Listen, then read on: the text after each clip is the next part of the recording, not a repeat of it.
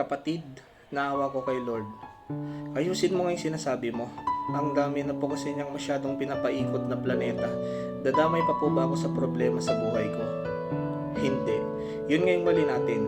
Ina-underestimate mo yung Diyos mo, ino-overestimate mo yung higante sa harapan mo. Sabi ng Lord, huwag mong i-underestimate ang kakayahan ng Diyos. Ibigay mo sa Diyos. Kapatid, 8 billion ng tao. Kung lahat yan ay magbibigay ng problema, wala pang degree of difficulty sa Diyos. Hindi porket mahirap sa'yo, mahirap na sa Kanya. Hindi porket tumatakbo ka sa Meralco, tatakbo din siya. Kaya niya ngang maglikha ng ilaw eh. Huwag nating i-underestimate ang Panginoon. Stop carrying the pressure of performing. You don't have to be everything to everybody. Sabi nga ng Lord, bakit mo pinapahirapan ang sarili mo? Bigay mo sa akin.